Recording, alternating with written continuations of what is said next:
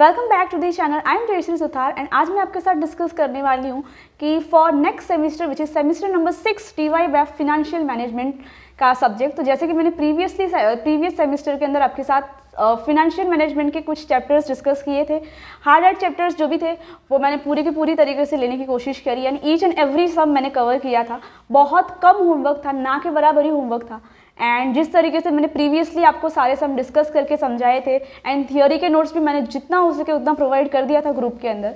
तो अगर आप इस चैनल पे नए हो एंड आप मुझे देख रहे हो, तो अगर आपको एफएम मुझसे पढ़ना है तो आप मेरे ग्रुप में ज्वाइन हो जाइए। टेलीग्राम पे मैंने एक ग्रुप बनाया है ग्रोमोर करके, तो ग्रोमोर के TY-BAF ग्रुप के अंदर आप ज्वाइन हो जाइए, ताकि मेरे जो भी नोट्स होंगे, जो भी मेरे प्रैक्टिकल सब मैंने सॉल्व किए, मैं आपको ग्रुप के अंदर भेज दूँगी, तो आपको भी अपडेट मिलती रहेगी। एंड जो भी मैं वीडियोज़ अपलोड करूँगी वो लिंक मैं वहाँ भी डाल दूँगी, तो आपके लिए भी एक रेफरेंस बन जाएगा।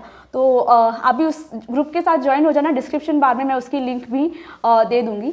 एंड अब फटाफट से डिस्कस कर लेते कि भाई क्या स्ट्रेटेजी रहने वाली है फिनेंशियल मैनेजमेंट टॉपिक के अंदर फॉर नेक्स्ट 2.5 मंथ।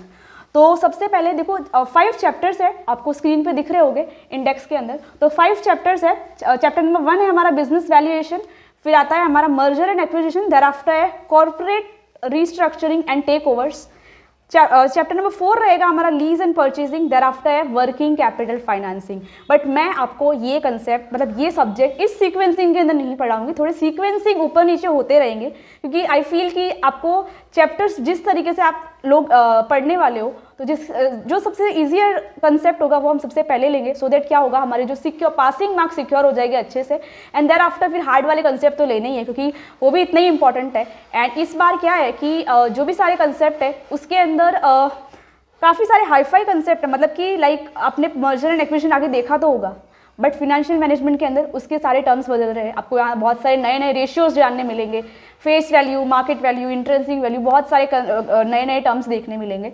तो मैं किस सीक्वेंसिंग के अंदर आपको चैप्टर्स कराने वाली हूँ, तो वो स्ट्रेटेजी डिस्कस कर लेते हैं, क्योंकि वही सबसे इंपॉर्टेंट है। बुक की सीक्वेंसिंग हम फॉलो नहीं करने वाले, मैं पहले ही बता देती हूँ। तो जैसे कि मैं लिख रही हूँ, अब आप भी लिख लेना या फिर आप स्क्रीनशॉट ले लेना, सो दैट आपको भी एक रेफरेंस मिल जाए। चैप्टर नंबर 3 जो रहेगा which is corporate restructuring and takeovers, corporate restructuring and take over,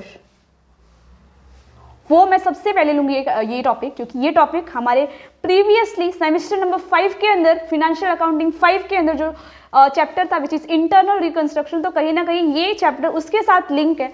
अगर वहाँ अच्छे से समझा होगा तो ये चैप्टर आपके लिए बहुत ही स्कोरिंग बन जाएगा। एंड ये चैप्टर एक बोलता है ना कि पास होने के लिए सबसे इंपॉर्टेंट चैप्टर है। तो नॉलेज होगा इसके बारे में तो बहुत अच्छी बात है, नहीं होगा फिर भी मैं आपको जीरो से ही एक्सप्लेन कर दूंगी, तो उसका भी आपको टेंशन नहीं रहेगा, क्योंकि मतलब मुझे भी पता ही है कि जिसने पहले नहीं पढ़ा होगा और वह पहली बार ये कंसेप्ट पढ़ रहा है, तो फिर डाउट तो होना बनता ही है। तो इसी के मतलब मैं ऐसे अज्यूम करके ही पढ़ाऊँगी कि आपको इसका नॉलेज नहीं है। तो फिर ये होगा हमारा फर्स्ट चैप्टर। देयर आफ्टर लेंगे हम lease and hire purchase, lease and hire purchase, lease and hire purchase. इस चैप्टर के बारे में भी आपने सुना होगा शायद सेमेस्टर नंबर 1 के अंदर फिनेंशियल अकाउंटिंग टॉपिक के अंदर, तो वहाँ आपके ब्रांच अकाउंटिंग था, ये भी था, हायर परचेज वाला टॉपिक भी था। बट इसके अंदर हमें कुछ और नया देखने मिलेगा, फिनेंशियल मैनेजमेंट, मतलब कि एक फाइनेंशियल एक्सपर्ट के व्यू से हमें इसके अंदर बहुत सारे टॉपिक देखने मिलेंगे। फिर हम चैप्टर नंबर 5 लेंगे वर्किंग कैपिटल फाइनेंसिंग। ये चैप्टर काफ़ी थियोरिटिकल चैप्टर है और इसके अंदर आपको प्रैक्टिकल से ज़्यादा थियोरी देखने मिलेगी। एंड यहाँ के मुझे लगता है थियोरी भी इतनी इंपॉर्टेंट है, हर चीज़ हम एग्जाम पॉइंट ऑफ व्यू से ही करें ऐसा ज़रूरी नहीं है, कुछ चीज़ें नॉलेज के लिए भी ज़रूरी है, तो वो पार्ट भी डिस्कस करना इतना ही इंपॉर्टेंट है। फिर हम लेंगे chapter number 1 which is business valuation, business valuation,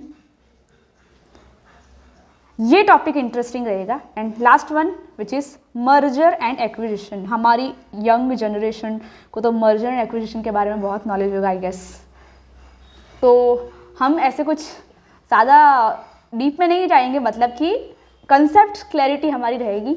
and practical सम भी मैं आपको इतना ही सॉल्व करूँगी। But yes, merger and acquisition के अंदर आई थिंक मतलब मुझे लगता है कि आपको सबसे ज़्यादा मज़ा आएगा। बट ये हमारा टॉपिक हालांकि लास्ट में रहने वाला है। एंड येस, तो ये इस सीक्वेंसिंग के अंदर मैं आपको चैप्टर एक्सप्लेन करूँगी।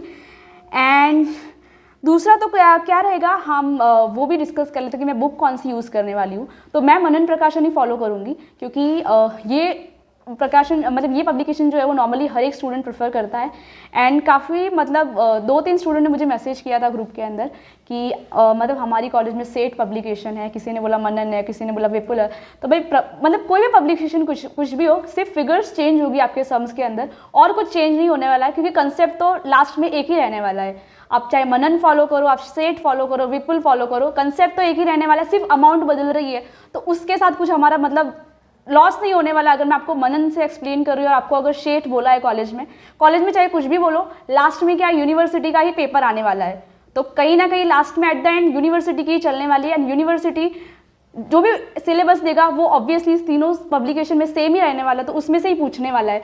तो ये तो मतलब डिस्कस करने जैसा बिल्कुल भी नहीं है कि भाई मनन एंड मतलब विपुल की पढ़ो या फिर उसका कुछ इश्यू रहना भी नहीं चाहिए, क्योंकि यूनिवर्सिटी पेपर निकालने वाली है ना। तो मतलब ये क्वेश्चन तो करना मतलब वैलिड ही नहीं है कि भाई मतलब आप ये फॉलो करो, आप वो फॉलो करो। मैं आपको मनन से ही एक्सप्लेन करूंगी। एंड अगर आपके पास वो सम नहीं है तो आप मुझे बोल देना, मैं आपको PDF भी सेंड कर दूंगी ग्रुप में, तो आपको वो भी इश्यू नहीं रहेगा।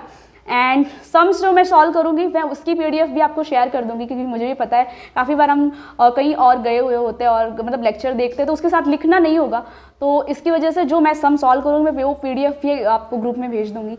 एंड जितना हो सके उतना मेरी तरफ से तो मैं एफर्ट डालूंगी, बट आपका भी इतना एक्टिव पार्टिसिपेशन होना ज़रूरी है, क्योंकि ग्रुप के अंदर क्या होता है कि 4-5 जन एक्टिवली पार्टिसिपेट होते हैं, बाकी वाले कुछ भेजते नहीं। तो बस मुझे फिर ऐसा लगता है कि लाइक मुझ में कुछ मतलब मैं कुछ कम दे रही हूँ अपने पास से, तो मतलब मुझे नहीं समझ आता है फिर। तो इससे अच्छा आप मतलब मुझे मैसेज करके पूछो अपने doubt, so that I can be able to clear it out, right. तो या इसी के साथ अब यहाँ एंड करते हैं हमारा सेशन।